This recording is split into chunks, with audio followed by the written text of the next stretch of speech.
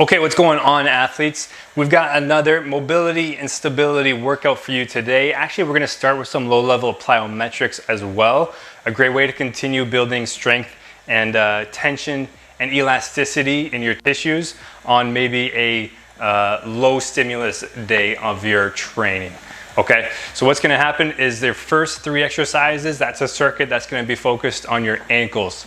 The second circuit of 3 exercises is going to be focused on your hips, and then the last set of 3 exercises that's going to be focused on your shoulders. Really just trying to bulletproof our joints to be able to stay very strong and healthy all season. All right, your first 3. What I'm going to do is I'm just going to walk you through how to do each one. I'm not going to do a whole walk along of every single set. It's just going to be an explanation, demonstration kind of a video. All right, your first 3 exercises. We're going to get started with pogos, a lot of pogos. Pogos are just working on your strength and elasticity of your ankles. So what we're trying to do in a lot of these, I'm going to come a bit closer so you can see. In the ankle, we don't want a whole lot of landing on the toes, relaxing the heel, and then jumping back up. We're going to do our best to keep your toes relatively up to bounce on midfoot or forefoot on these exercises. We're doing them on single leg, and you're not going to go too heavy or bouncing too high on these ones. It's going to be pretty simple, low-level plyometrics on this. You're going to go in the forwards direction, you're going to go in a backwards direction, and then you're going to go side to side.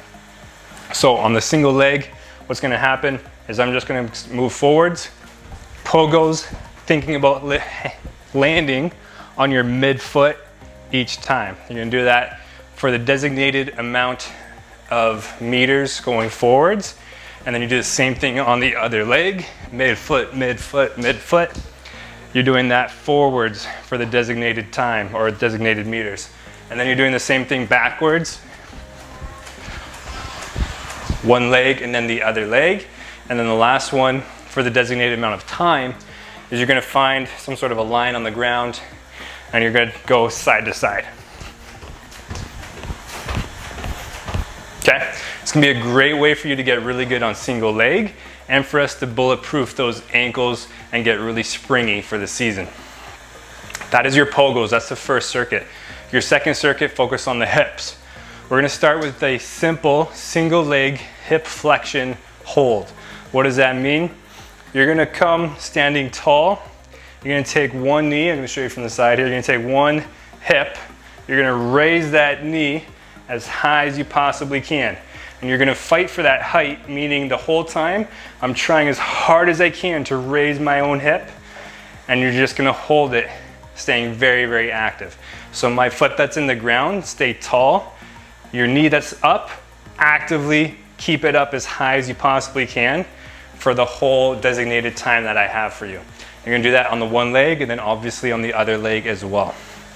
Your next one, we're going to get into our favorite 90-90 position. Down here in this position, we're going to do a leg sweep. You can start with hands on the ground if that's easier. Eventually, we're going to progress to no hands.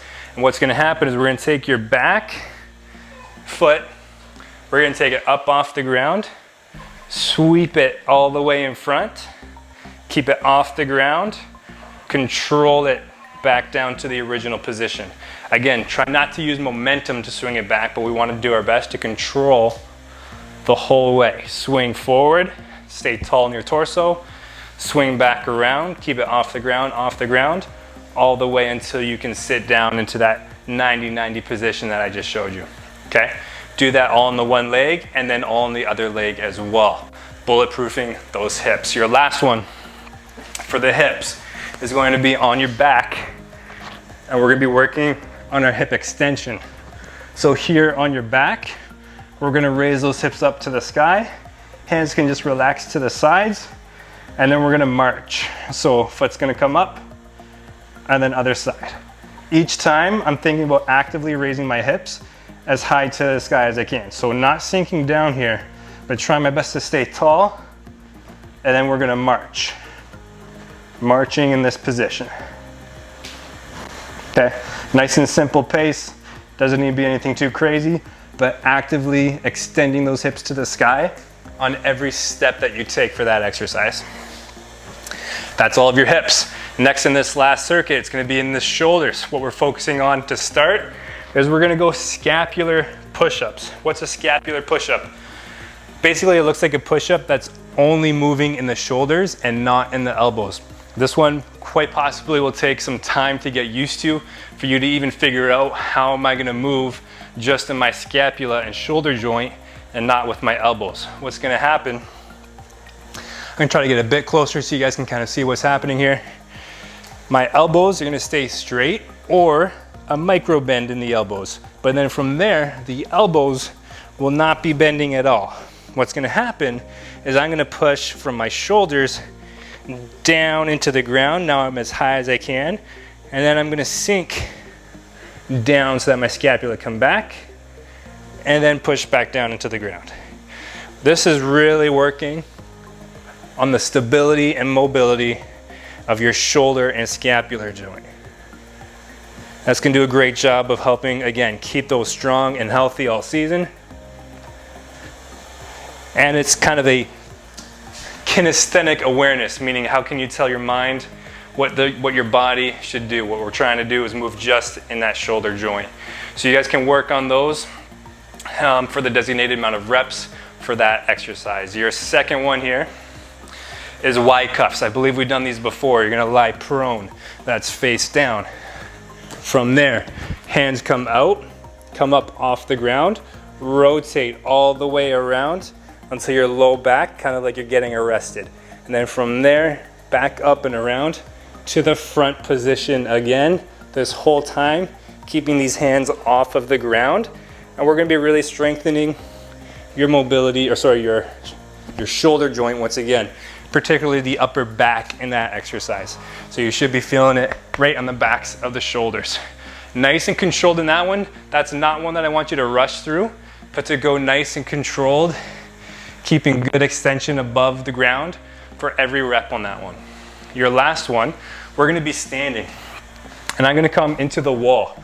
What I wanna see here, might not be the best angle, but your feet are gonna come about a foot away from the wall, slight bend in my knees.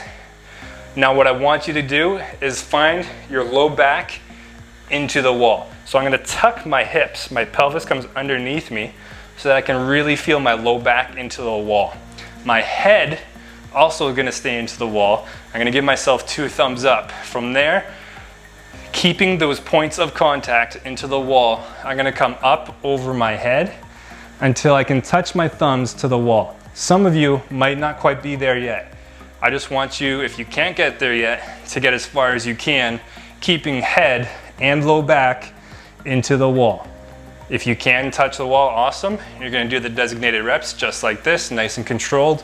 Reach, reach, reach, reach, reach, touch the wall, and then come back down. That was a quick, brief description of all those exercises.